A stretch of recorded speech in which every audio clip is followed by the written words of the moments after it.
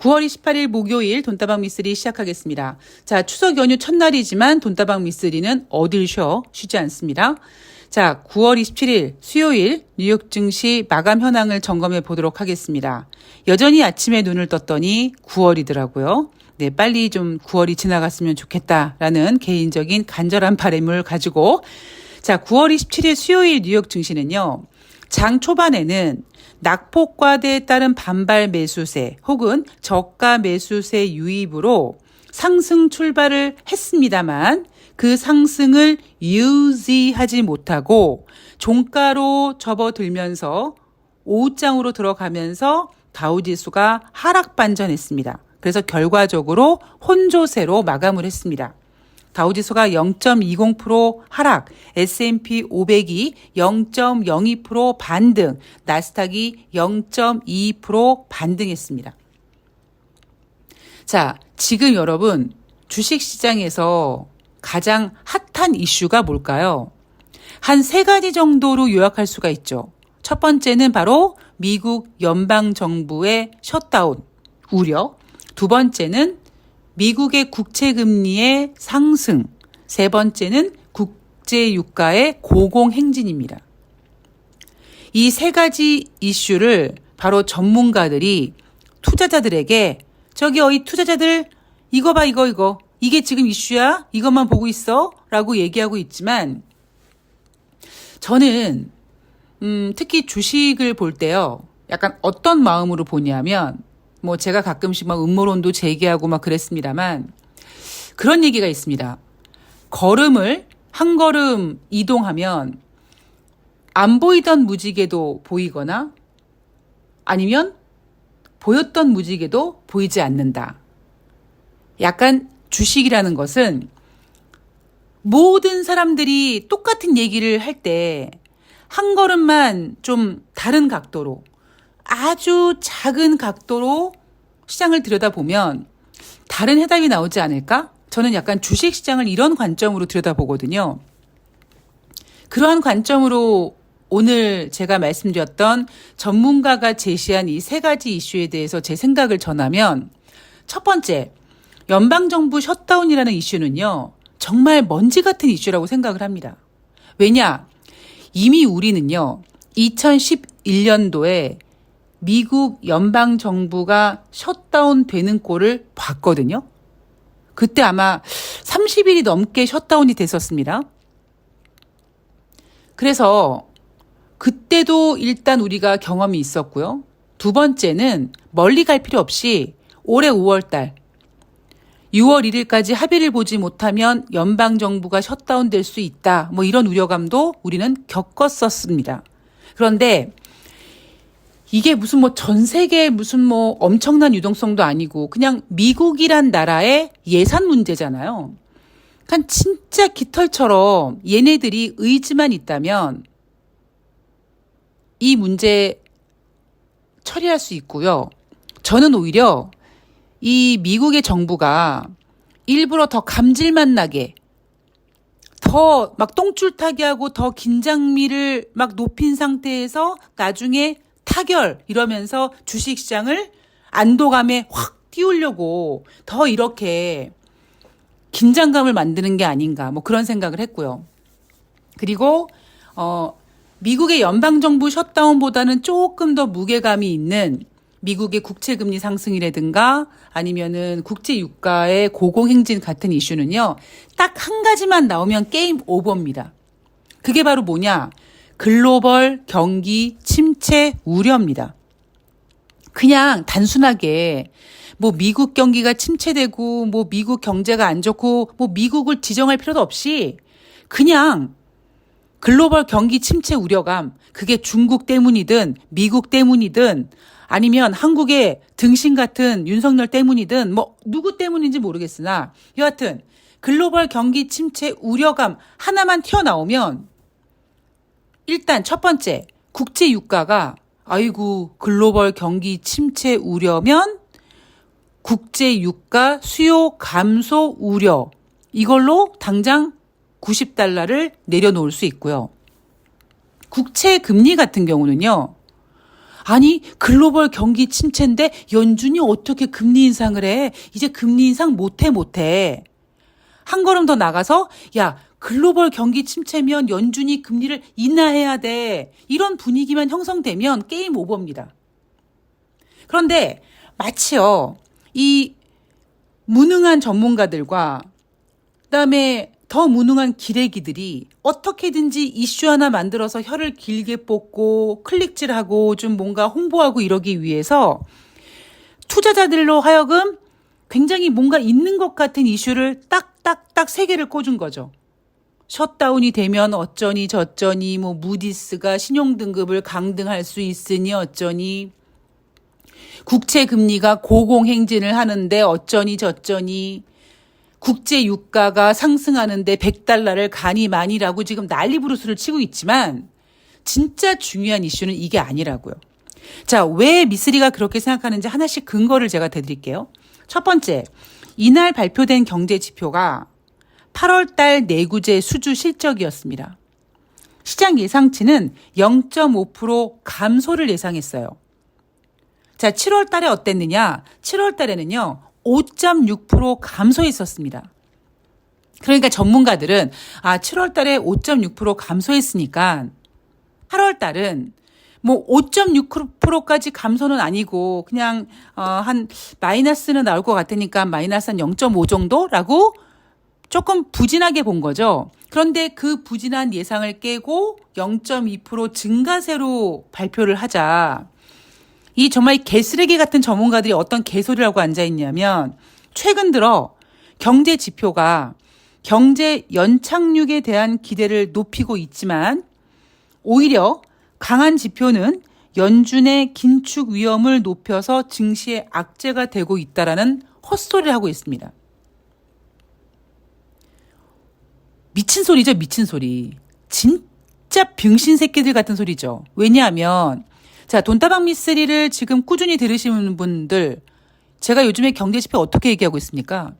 미쓰리가 그냥 미쓰리 머릿속에 모는 종이가 있는데요. 뭐 길게는 15개월, 뭐 짧게는 90개월. 이게 단순히 미쓰리 머릿속에 있는 모는 종이뿐만 아니라 뉴욕 증시 마감 현황에서도 나오잖아요. PMI 지표가 뭐 무슨 신규 주택 판매가 6개월, 9개월, 14개월 연속 하락하고 있고 이런 얘기 나오지 않습니까? 이게 무슨 경제 연착륙입니까? 자, 그리고 제가 2023년도 하반기 주식시장도 오르락내리락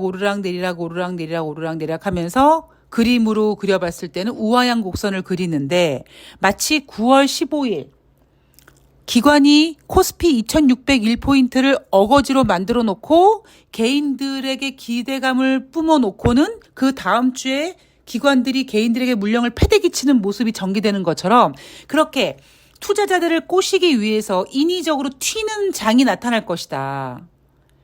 제가 그 얘기 한 지 지금 얼마 되지 않은 상태에서 9월 15일 날 억지로 기관들이 2601포인트를 만들어 놓고 그 다음 주에 완전히 패대기를 쳐버리죠.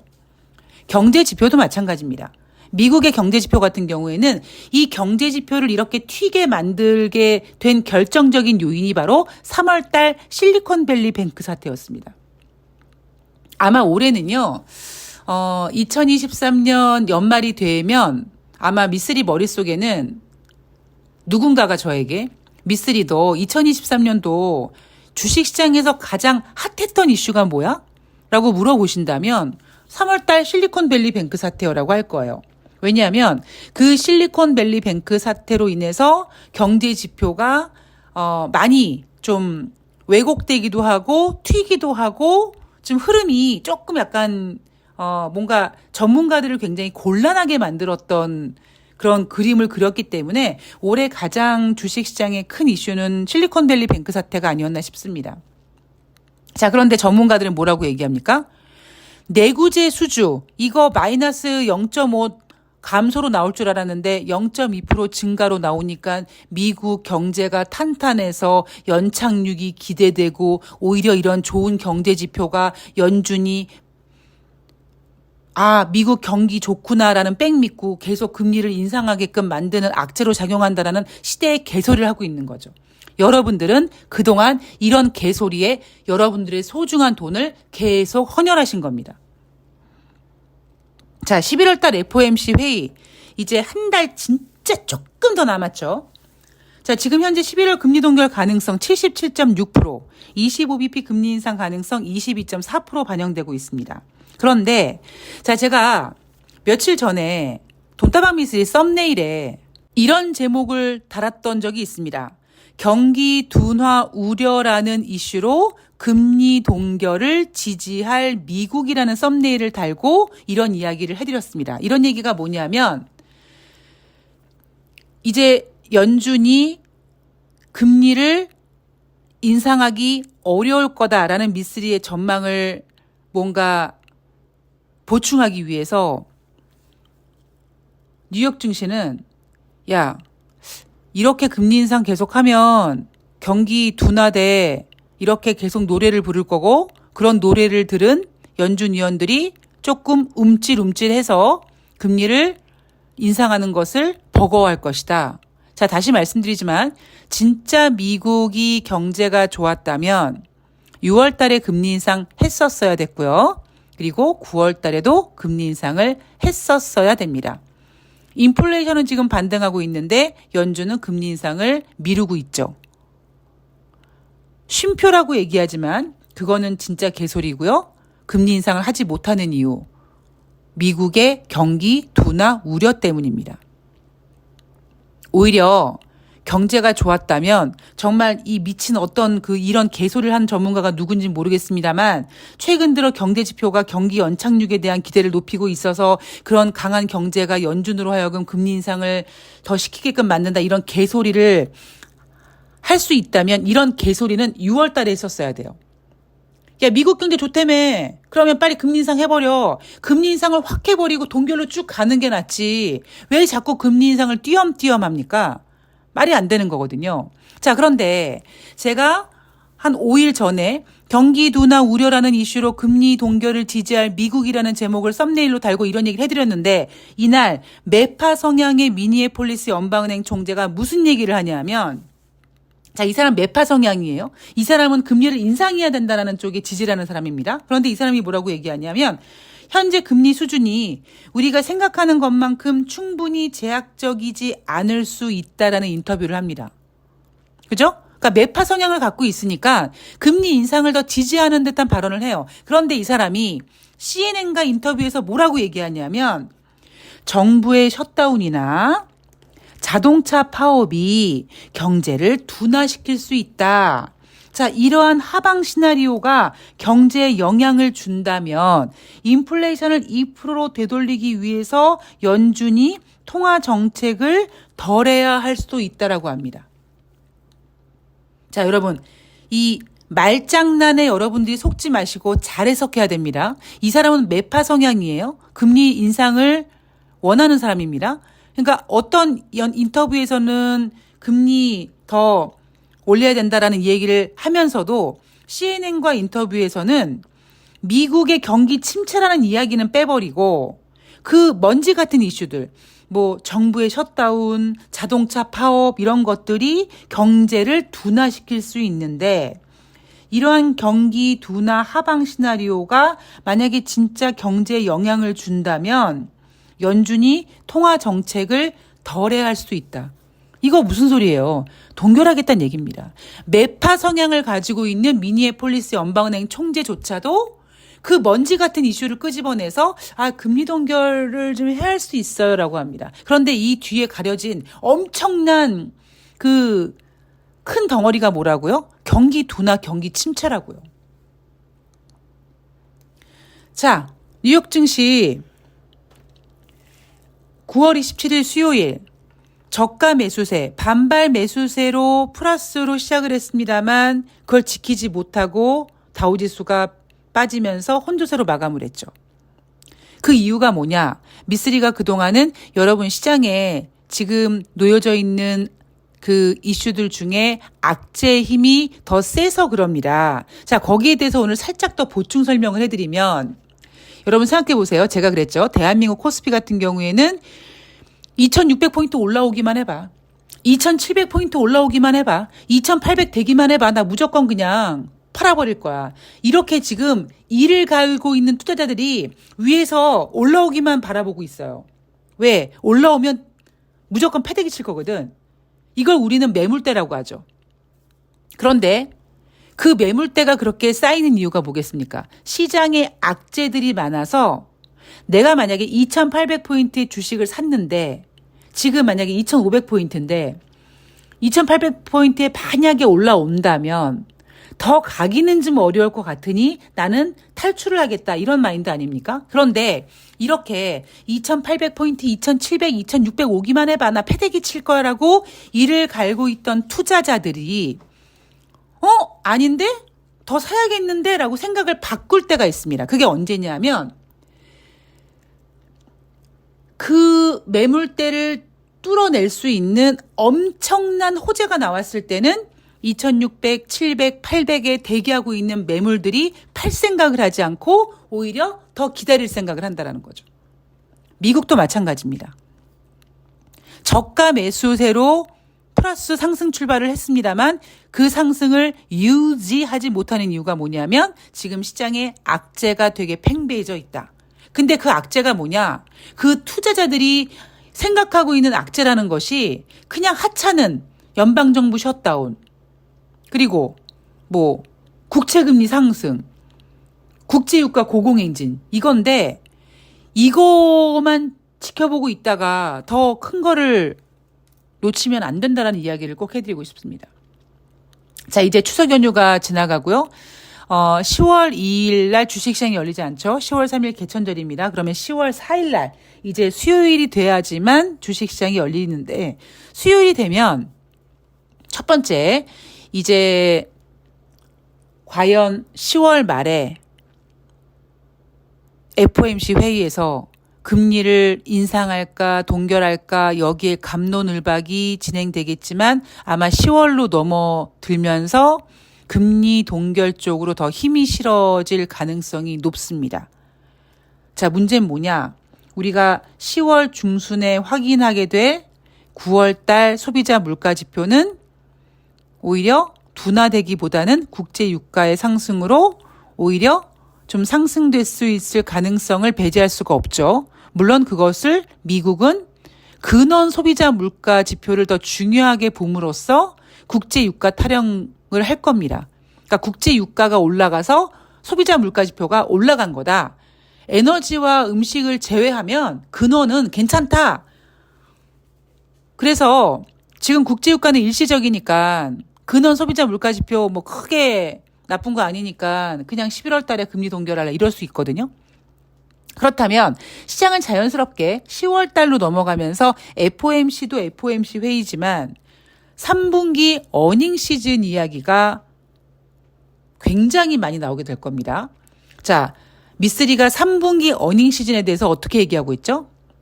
2분기 때는 눈높이를 엄청 낮춰놔서 그러니까 1분기 때는요. 눈높이를 1층까지 땅바닥까지 붙여놨습니다. 그래서 그 땅바닥까지 붙여놓은 눈높이보다 잘 나오면은 어닝 시즌 뭐 좋았다라고 얘기를 했었던 게 1분기였고요. 2분기에 제가 가장 많이 했던 얘기가 뭐냐면 1층이 아니야. 지하까지 팠어요. 지하까지 파놓은 그 눈높이에다가 그 예상치보다 조금만 잘 나오면 어이구 우쭈쭈 잘했죠 이렇게 했는데 2분기 어닝 시즌에 듣지 못했던 단어가 뭐다? 서프라이즈입니다.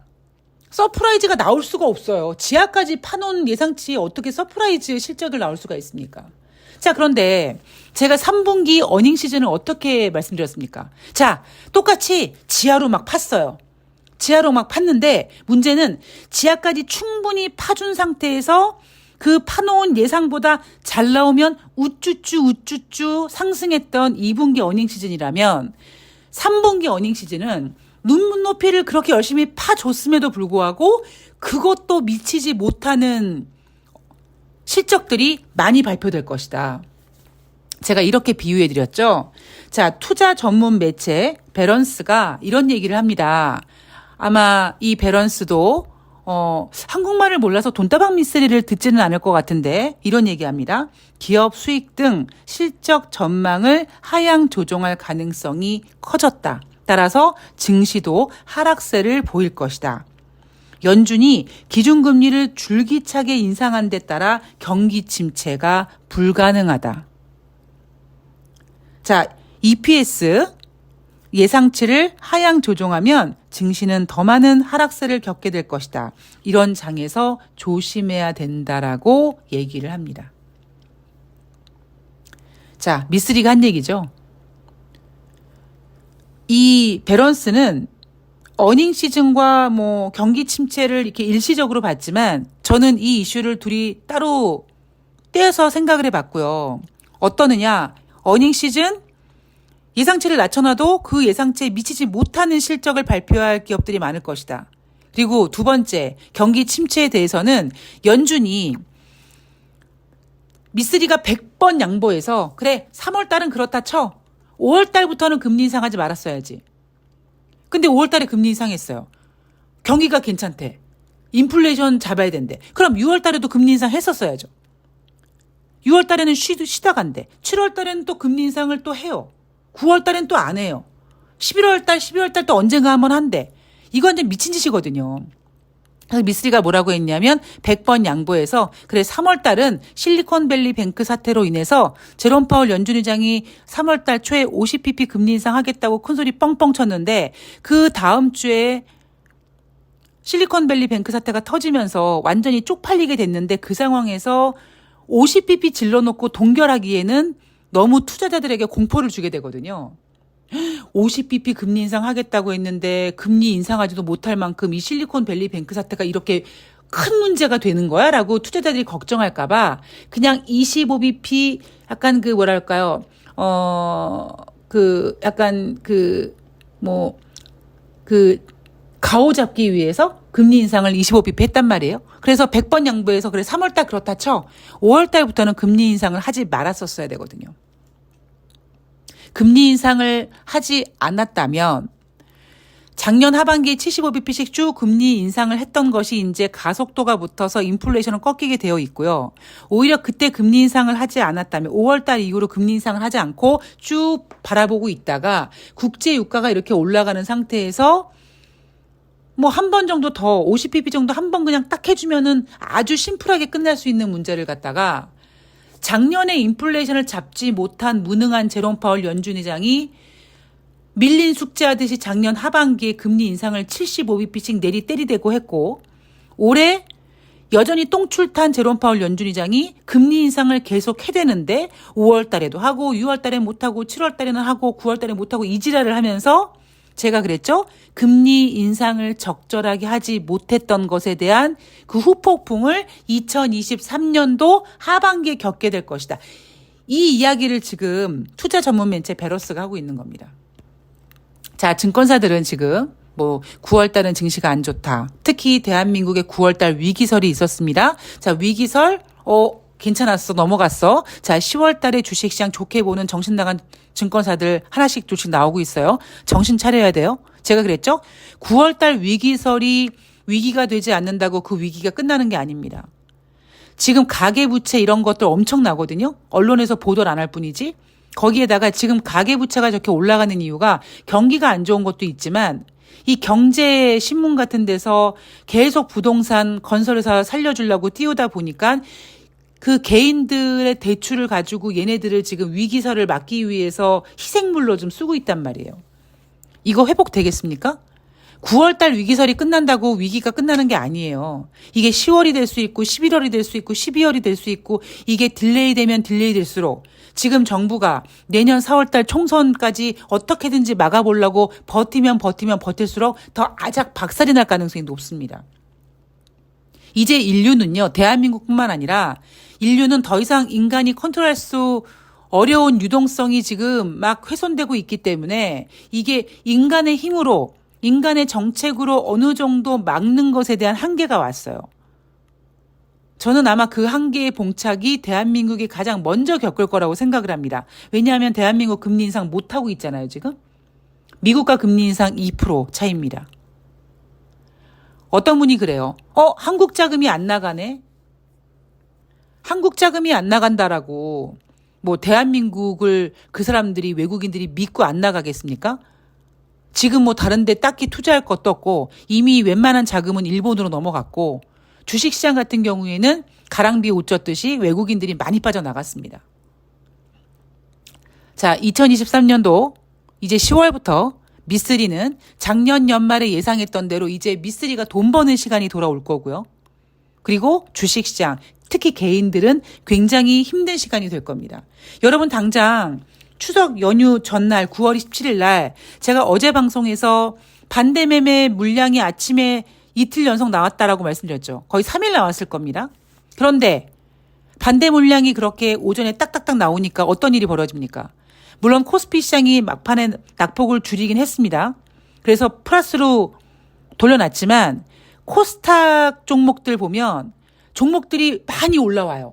왜 올라오겠습니까? 개인들이 털렸거든요. 반대 매매 물량들 몇 개 털렸거든요.